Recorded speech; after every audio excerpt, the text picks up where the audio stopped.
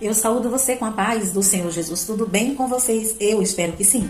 Bom, as nossas leituras diárias de hoje irá já começar, mas antes vamos iniciar com a oração. Por isso, feche os seus olhos e assim oremos. Senhor meu Deus e meu Pai que está nos céus, maravilhoso é o teu nome. Senhor, obrigada por essa oportunidade, Pai, de estarmos juntos aqui mais um dia para ler a tua palavra. Obrigada por tua graça, Senhor, por teu Espírito Santo, Consolador, que há em nossas vidas. Que o mesmo Espírito Santo interprete a tua palavra durante a leitura que fizermos, Senhor, no dia de hoje.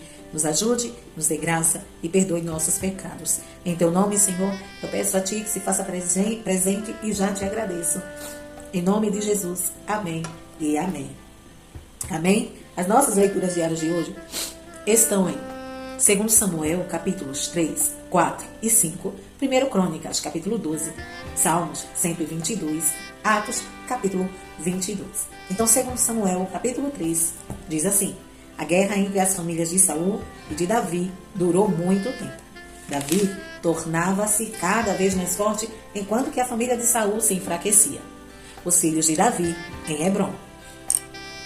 Estes foram os filhos de Davi, nascidos em Hebrom. O seu filho mais velho era Amnon, filho de Ainoã de Jezeel. O segundo, Quileabe, de Abigail, viúva de Nabal, de Carmelo. O terceiro, Absalão, de Maaca, filha de Talmai, rei de Gesur. O quarto, Adonias, de Agite. O quinto, Cefatias, de Abital. E o sexto, Itreão, de sua mulher Eglá. Estes foram os filhos de Davi, que lhe nasceram em Hebrom.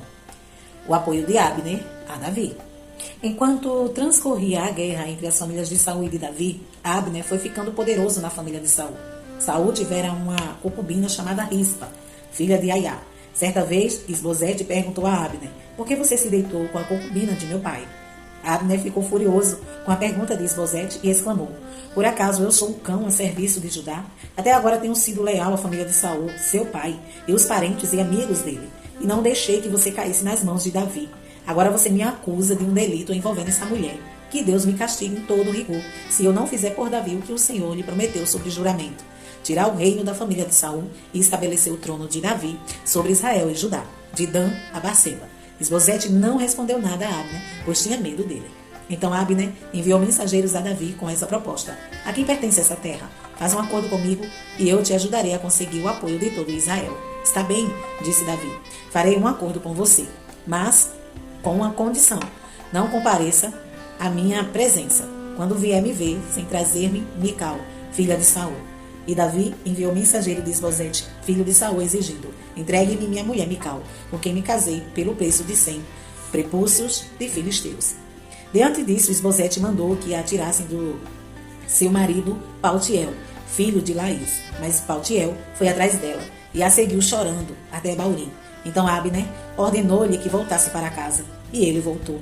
Nesse meio tempo, Abner enviou essa mensagem às autoridades de Israel: já faz algum tempo que vocês querem Davi como rei. Agora é o momento de agir, porque o Senhor prometeu a Davi, por meio de Davi, meu servo, livrarei Israel do poder dos filisteus e de todos os seus inimigos. Abner também falou pessoalmente com os benjamitas.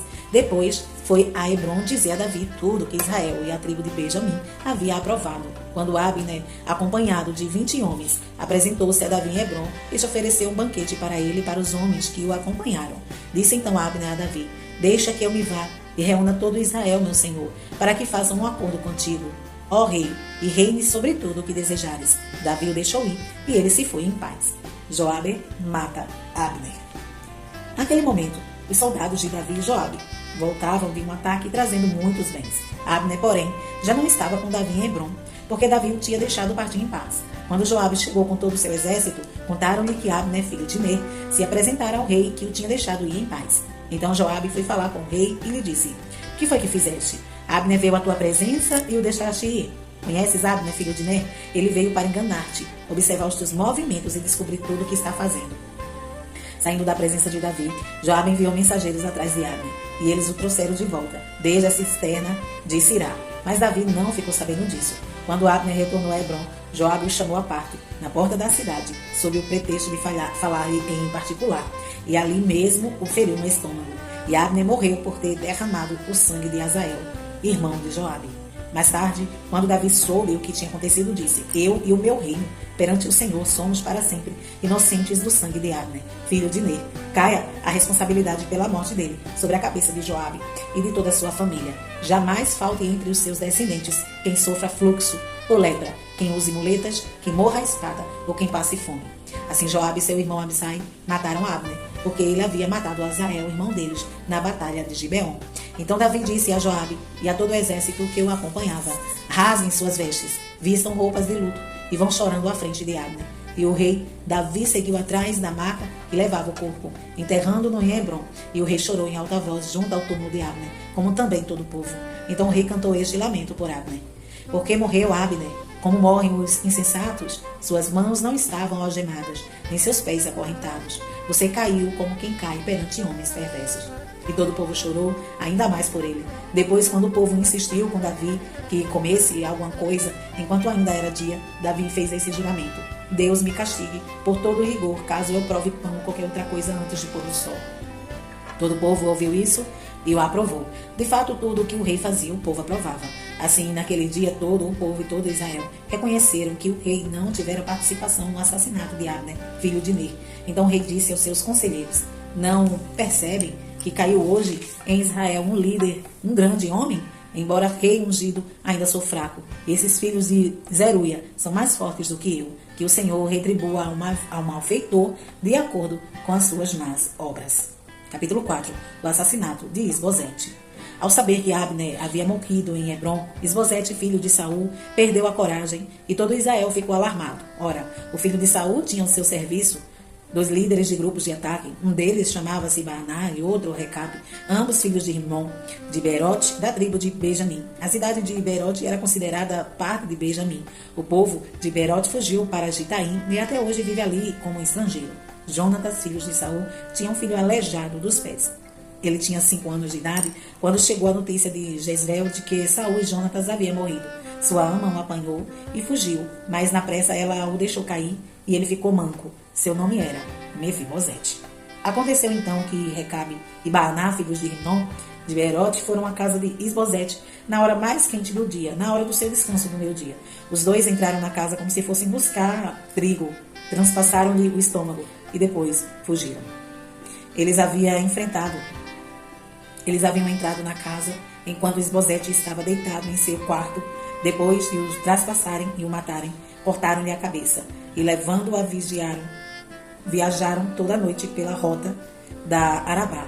Levaram a cabeça de Isbosete a Davi em Hebrom e lhe disseram: aqui está a cabeça de Isbosete, filho de Saul, teu inimigo, que tentou tirar-te a vida. Hoje o Senhor vingou nosso rei, o Senhor, de Saul e de sua descendência.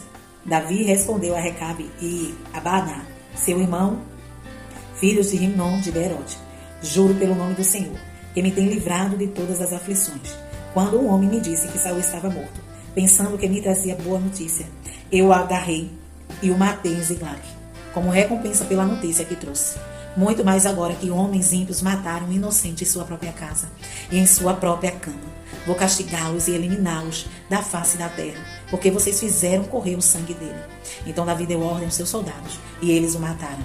Depois cortaram as mãos e os pés deles e penduraram os corpos junto ao açude de Hebrom, mas sepultaram a cabeça de Isbosete no túmulo de Abner, em Hebrom. Capítulo 5. Davi torna-se rei em Israel. Representantes de todas as tribos de Israel foram dizer a Davi em Hebrom: somos sangue do teu sangue. No passado, mesmo quando Saul era rei, eras tu que liderava Israel em suas batalhas. E o Senhor te disse: você pastoreará Israel, o meu povo, e será o seu governante. Então todas as autoridades de Israel foram ao encontro do rei Davi em Hebrom. O rei fez um acordo com eles em Hebrom, perante o Senhor, e eles agiram, ungindo Davi, rei de Israel. Davi tinha 30 anos de idade quando começou a reinar, e reinou durante 40 anos. Em Hebrom reinou sobre Judá 7 anos e meio, e em Jerusalém reinou sobre todo Israel e Judá 33 anos. A conquista de Jerusalém.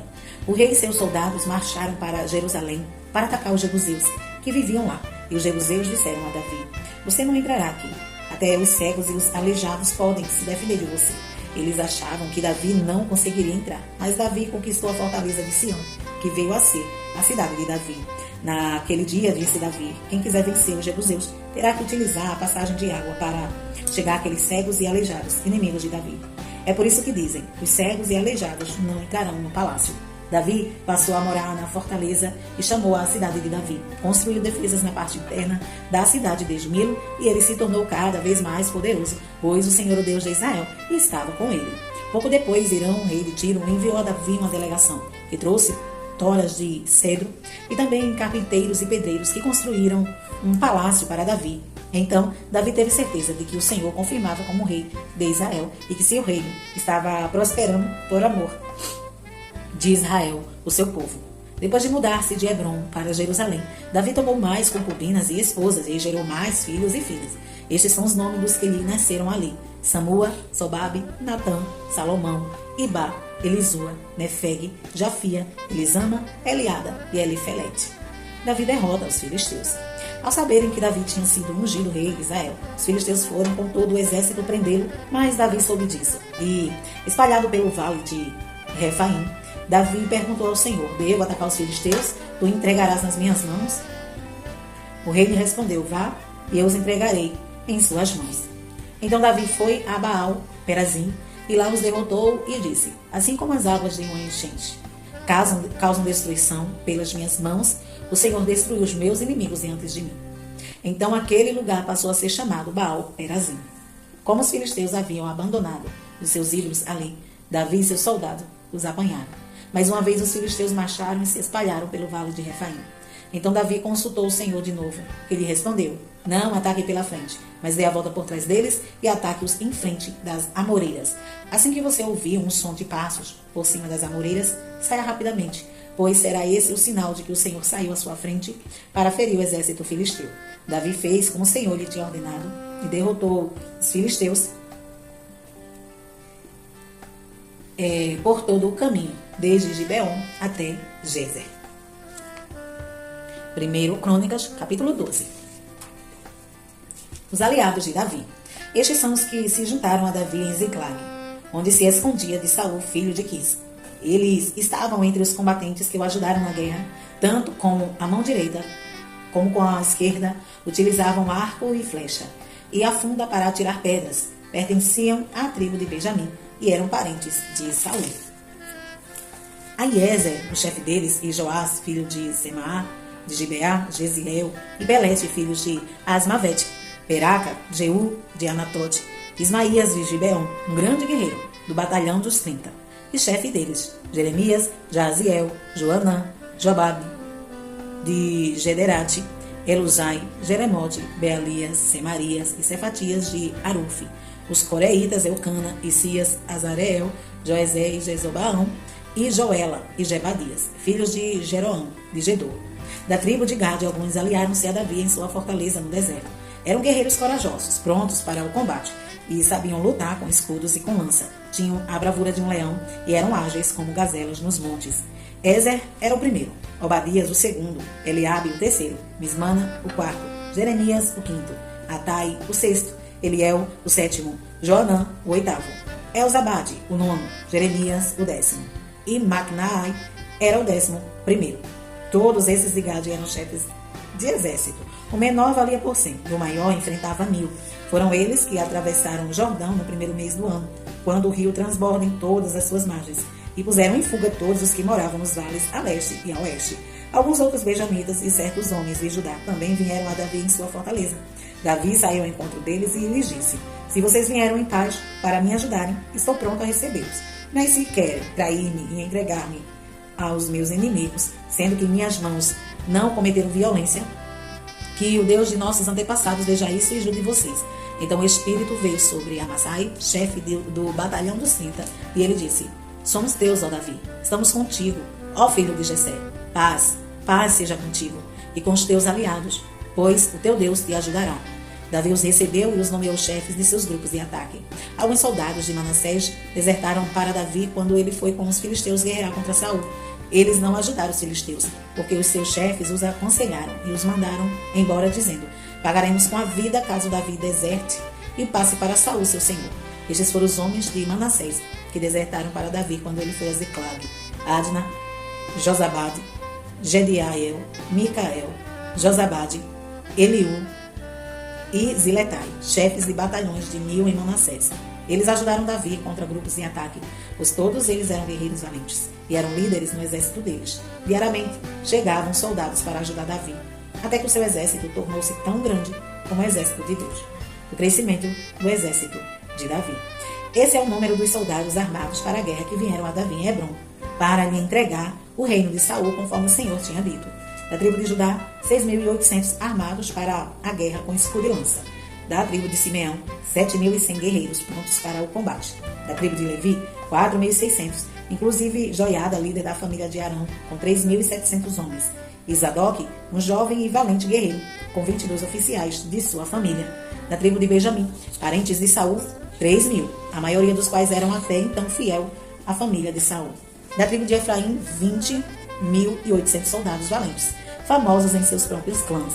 Da metade da tribo de Manassés, 18.000, indicados por nome para fazerem Davi rei.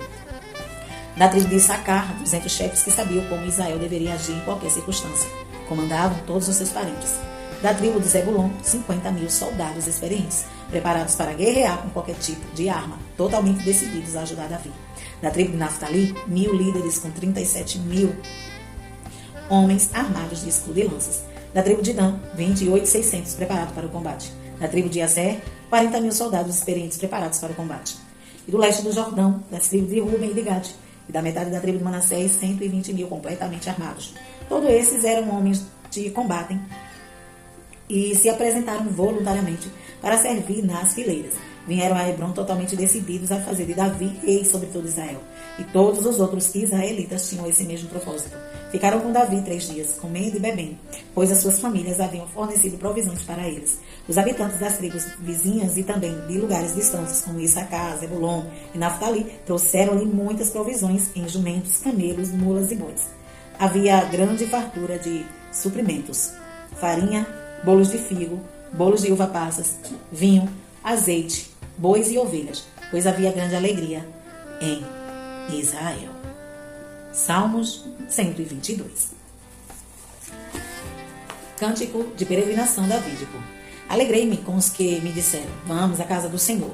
Nossos pés já se encontram dentro de suas portas, ó Jerusalém. Jerusalém está construída como cidade firmemente estabelecida. Para lá sobem as tribos do Senhor, para dar graças ao Senhor, conforme o mandamento dado a Israel. Lá estão os tribunais de justiça, os tribunais da casa real de Davi. Orem pela paz de Jerusalém. Vivam em segurança aqueles que te amam. Haja paz dentro dos teus muros e segurança nas tuas cidadelas. Em favor de meus irmãos e amigos direi, paz seja com você. Em favor da casa do Senhor, nosso Deus, buscarei o seu bem. Atos, capítulo 22. Irmãos e pais, ouçam agora a minha defesa. Quando ouviram que lhes falava em aramaico, ficaram em absoluto silêncio. Então Paulo disse, sou judeu, nascido em Tarso da Cilícia, mas criado nessa cidade. Fui instruído rigorosamente por Gamaliel na lei de nossos antepassados, sendo tão zeloso por Deus quanto qualquer de vocês hoje. Persegui os seguidores deste caminho até a morte, prendendo tanto homens como mulheres e lançando-os na prisão.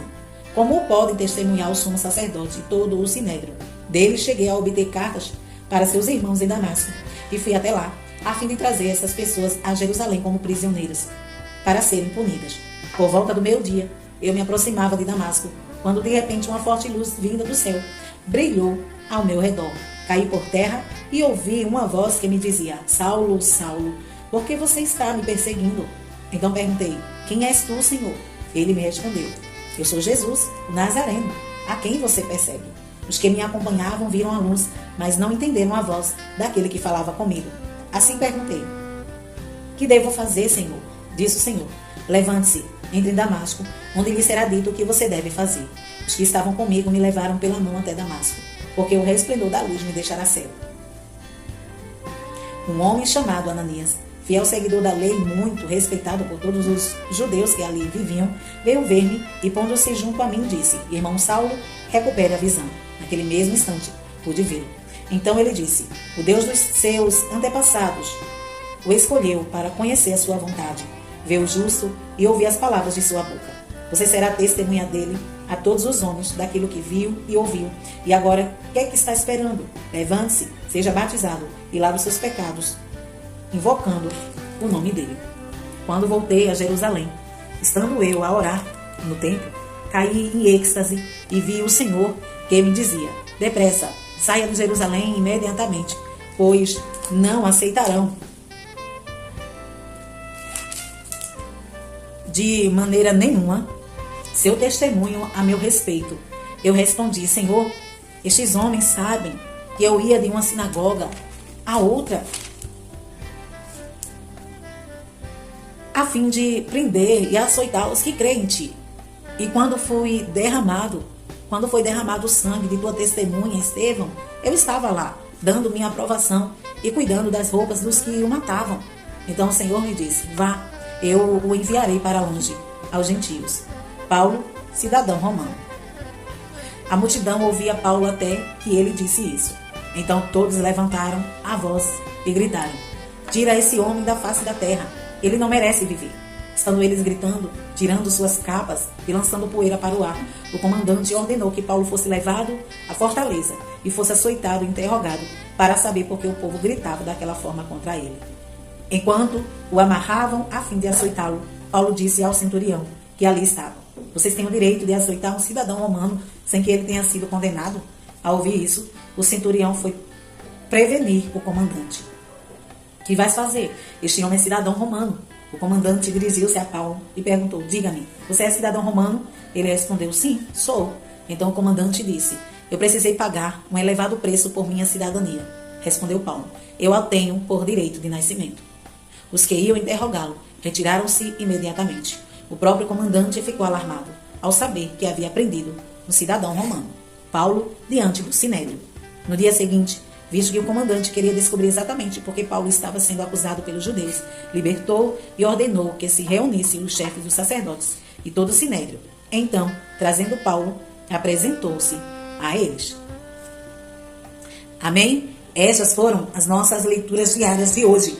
E amanhã estaremos aqui, se Jesus não vir. Que Deus em Cristo te abençoe hoje e sempre.